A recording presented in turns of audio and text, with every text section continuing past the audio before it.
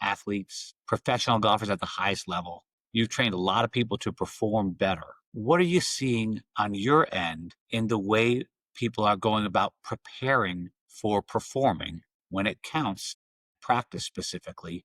Like what are you seeing versus what you would much rather see? We need to start at a foundational or the most basic level. Is first of all, we're saying what are the things that are contributing to someone getting better at a sport, in this particular case, golf. And you and I highlighted all those different components that help people to get better. We're in a modern day of age where we're leveraging a lot of the science to get better. But when we think about one of the things that we spend the most time in golf is you don't spend the most time in lessons. Maybe someone will get a lesson if they're consistent once a month. If you're a competitive player, you'll get more, but you don't spend very much time in your lessons. And when you think about the total composition of your golf training time, you don't spend a lot of time, total time in the weight room compared to playing golf or practicing golf because you just physically can't. The same as the equipment. You're not going to spend a ton of time getting fitted for clubs. It's just going to be a one-time thing, maybe once a year. And if you're really good and you're really sensitive to equipment changes, maybe it's going to be more than once a year. And strategy and statistics don't take very long in this modern age. So if you think about the time that you spend getting better at golf, it's going to be devoted to practice. If you don't practice and you just play, well, we have a solution for that also. You can still get better even though you're not practicing, you're just playing. But if you think about most players that are doing all those things, maybe some of them, maybe one or two of them, you don't have to do them all. But if you think about that, the most time you spend is with practice. And so if you are spending the most time in a practice domain, well, don't you want to leverage the science to make sure that that time is being used in its most efficient manner, that is not being wasted, that you don't get into the situation where, wow, I practiced it really well in the driving range, but it never translates to the course. Thousands, hundreds of thousands of golfers go through that same thing, and it's because they're wasting their time. Remember, on your golf journey, if you're really committed to getting better, most of your time will be through practice. And so it's very important that you use the science to be able to use your time efficiently and make sure that what you're practicing is going to show up on the course. And the science that we use is my specialty that I have a PhD in is motor control and motor learning science, which is basically the science of how we control and learn movements. And so when we're reflective about how we're spending our time in our golf development, it's very easy to see that you spend a lot of time practicing. But for many people, it's not very easy to see whether they're practicing the right way or the incorrect way. And what we're doing with Practice Coach is we're using the motor learning science, the things that I've used over the years with my professional players, the things that John has used over the years with his elite junior players and professional players, the science to be able to provide you a very efficient, science-based way of practice that we know works because we already have professional wins and we have wins at the high junior elite level. So we know that we know that it works because we have a scientific foundation for it. And we have the real world golf application results for it. You know, we did kind of neglect the mental training, perform mental side of performance training. And I do I have to say, you've got to be very good before you can have a mental problem.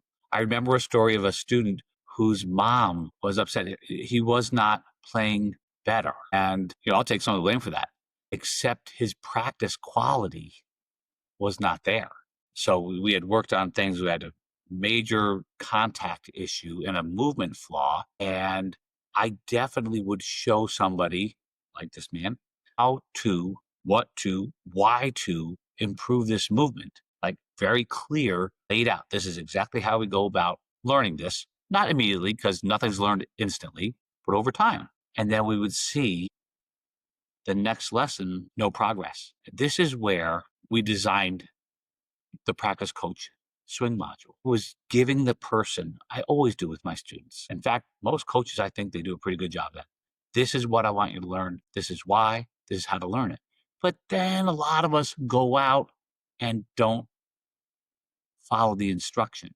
We just start hitting balls. So we made an app that makes it clear here, and it takes you through it. So you don't, well, so you have a checklist to go through so that you have a program, a plan for getting better.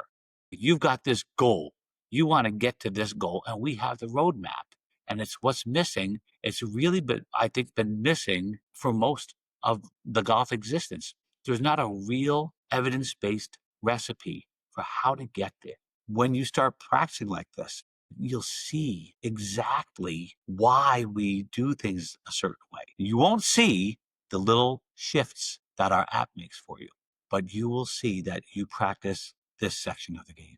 You practice this section of the game. It's all just for you. It's appropriate for your skills. And what'll happen is as you gain these better skills, improved skills, you will actually play better when it counts.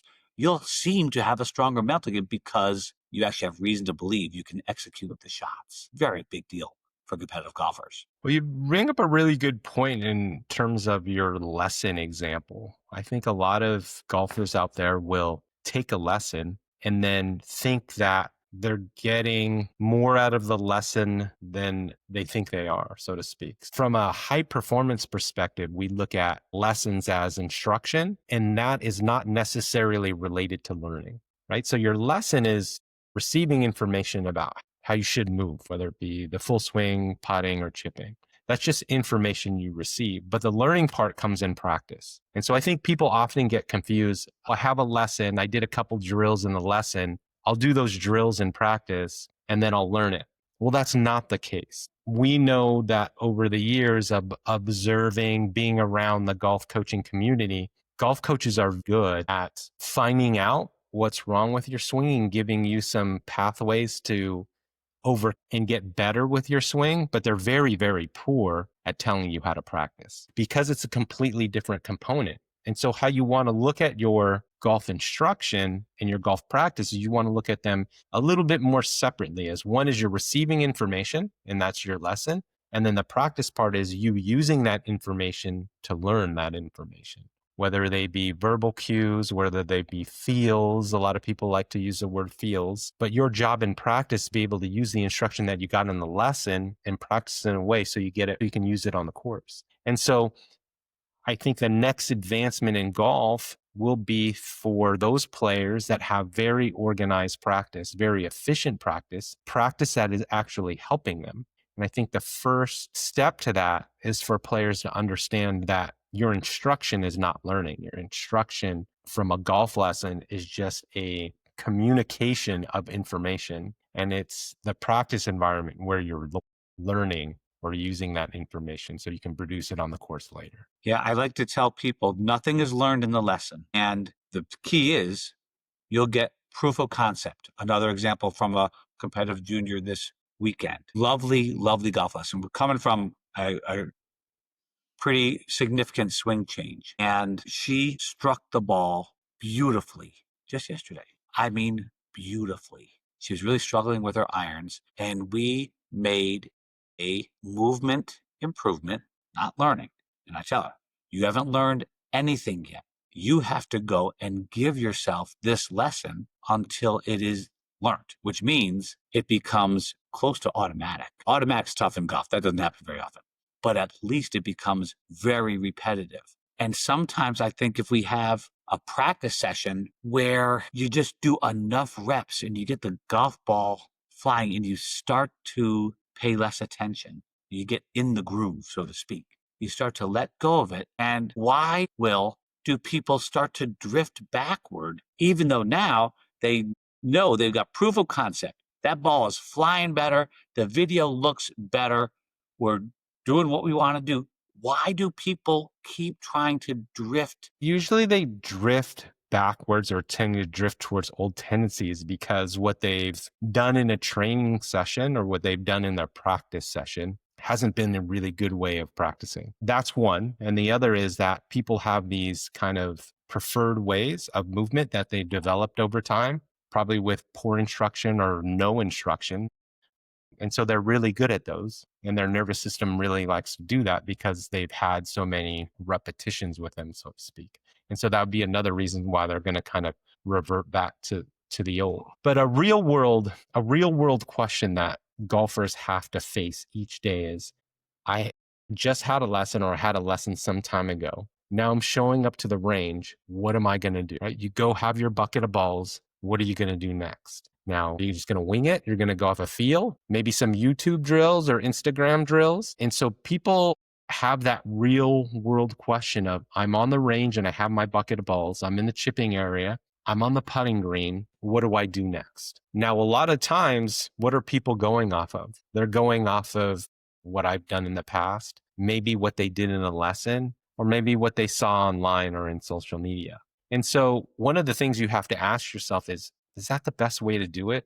Would you like to do it that way? Or would you like to go on a science-based way where we know that the methods of your practice, the methods of how your drills are structured are actually going to work, are actually going to help you play better rather than just kind of guessing? I think most people right now in practice, they're guessing or they're practicing what makes them feel good. So oftentimes they practice what they're good at. And oftentimes they have the misconception, if I do the same thing over and over and over again, I get good at it really fast. And that's a good thing for learning. And we know within the science, if you do it that way, it's actually one of those things that tricks and fools people into thinking that they're better than they really are. And then it's a negative spiral, as you referred to earlier, is that then you get a negative psychology. Whereas it really wasn't a psychological issue, it was the fact that you just practice terribly and it's tricking you and thinking that you're better than you really are.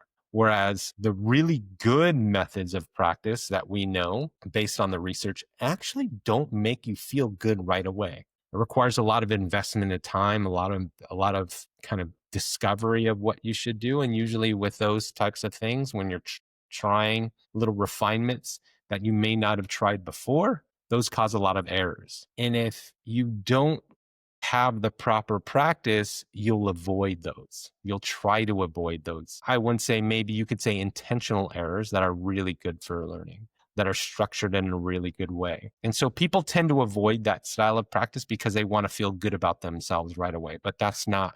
The process of learning is not about you feeling good about yourself. It's about you developing your skills. And you have to go along these certain goals and these certain mini failures or these certain declines in performance and able to have that quality learning session.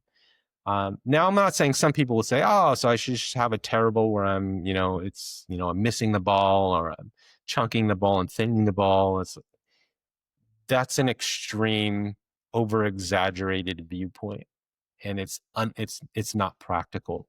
What John and I are talking about with having some errors in your session, or they're guided. Those errors are a product of your practice session, allowing you to find the right movement or the right feel, right? Or the right idea or the right framework or the right swing cue. And they're very effective as long as you give yourself the ability to try some things. But the important thing is when you're trying some things, you're going to have some errors. It's not going to look good right away. Now, are you talking about, hey, you're going to make errors when you practice? Now, for me, when somebody makes an error, I want them absolutely to try to think back, not judge the outcome. That's terrible. That's great.